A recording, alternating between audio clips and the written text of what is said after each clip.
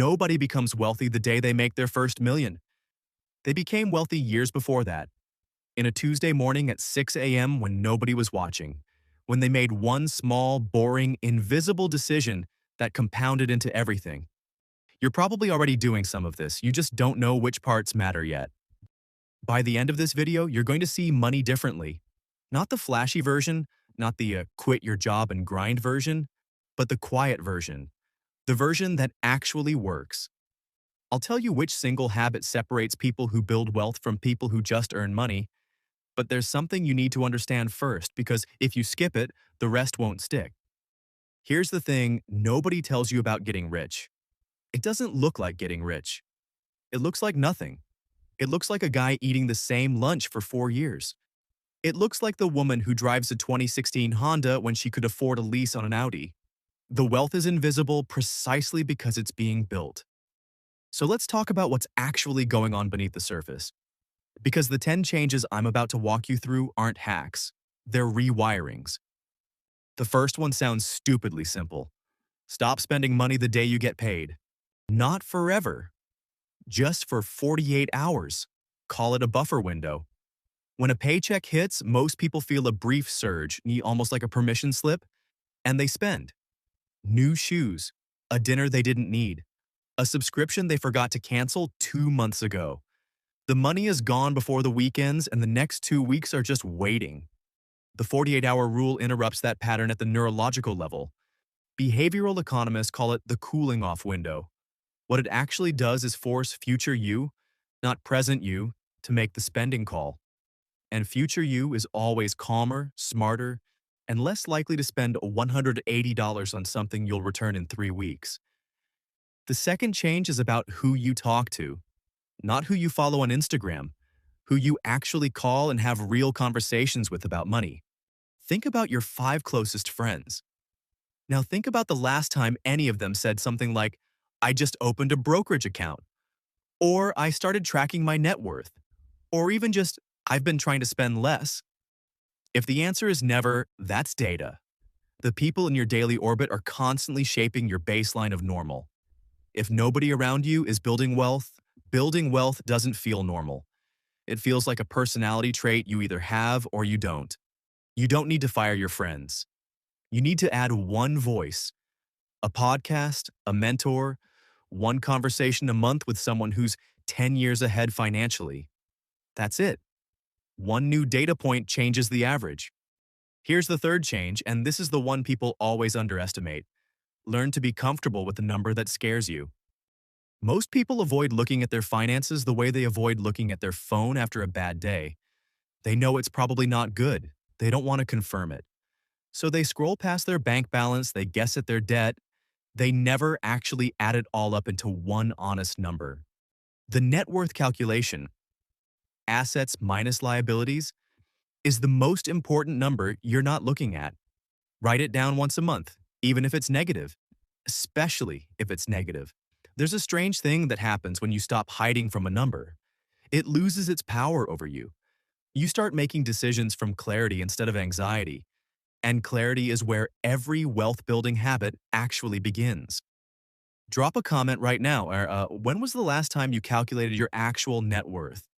I'm genuinely curious how many people skip this.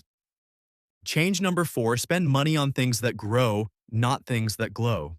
A 29-year-old named Derek worked in tech sales. Good income, great at his job. Every raise he got, he upgraded something. The apartment, the car, the wardrobe. By 35, he was earning nearly 6 figures and had almost nothing saved. What he had was a lifestyle that cost exactly as much as he earned, which is the most elegant financial trap ever designed. The principle here is simple, but it cuts against everything culture tells you. When income goes up, living costs should not automatically follow.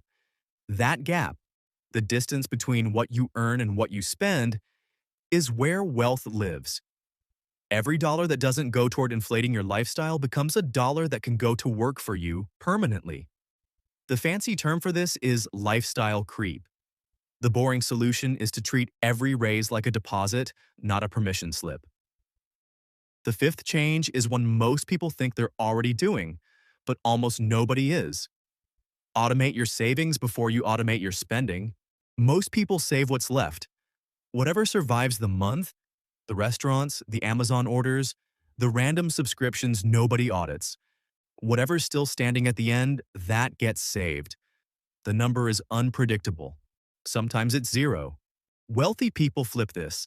The savings go out first, on payday, automatically, to a separate account you don't casually log into. What's left is what you live on. This isn't deprivation, it's architecture.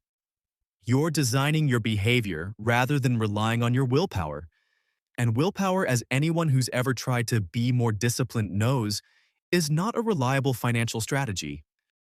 The sixth change is reading one financial book per quarter. Not because knowledge is magical, but because it changes the questions you ask. James Clear wrote in Atomic Habits that the system you're in determines the behavior you get. When you read a book that reframes how money works, you're not just collecting information. You're rebuilding the system inside your head. You start noticing things you were blind to before, the way subscription fees add up, the real cost of waiting to invest, the way compound interest doesn't feel real until year 8, and then suddenly it's all you can think about. One book, 90 days. The compounding here isn't financial, it's cognitive. Change 7. Stop treating your emergency fund like a boring obligation and start treating it like a weapon. Here's what nobody explains. An emergency fund doesn't just protect you from disaster, it changes the power dynamic in every financial decision you make. When you have 3 to 6 months of expenses sitting in a high-yield savings account, you can say no to the bad job. You can say no to the predatory loan. You can say no to the panic sell when the market drops. Money buys options. A cash cushion buys the most valuable option of all, or time to think before you act. The eighth change is the one that ages the best. Invest in your earning power before anything else. A certification that takes you from 65K to 85K a year is worth more than any stock pick. A skill that makes you indispensable in your field is the highest return asset most people will ever hold. The people who become quietly wealthy aren't just disciplined spenders, they're relentless about growing the top line. Because a bigger income, managed well, compounds into wealth faster than a smaller income managed perfectly. Change 9. Stop letting subscriptions live rent-free. Open your bank statement right now. Just the last 30 days. Count every recurring charge. Most people find 3 to 5 services they'd completely forgotten about. The number is usually between $40 and $120 a month in pure waste. You're not missing a big opportunity, you're missing a small one. Every month, invisibly, on auto-renew. The 10th change is the hardest one to talk about because it doesn't fit on a checklist. Decide once and finally that you are the kind of person who builds wealth. That sounds soft. It's not. Your identity determines your decisions at the level of reflex. When you see yourself as someone who is bad with money, every small failure confirms it. When you see yourself as someone who is building something, someone who is learning, adjusting, getting better, every small failure becomes data. Same failure, completely different outcome. The people who quietly accumulate wealth over decades aren't more talented than you. They're not luckier than you. They just decided earlier and more firmly that this was who they were. 10 small changes. None of them require a windfall. None of them require genius. They require consistency in the unglamorous middle, in the months that don't look like progress, in the mornings that don't feel significant, in the small decisions that nobody claps for. That's where wealth is built. That's where it has always been built. If this shifted something for you, if one of these hit differently than the others, share this with your loved ones who needs to hear it. And subscribe for more videos like this. I'll see you in the next one.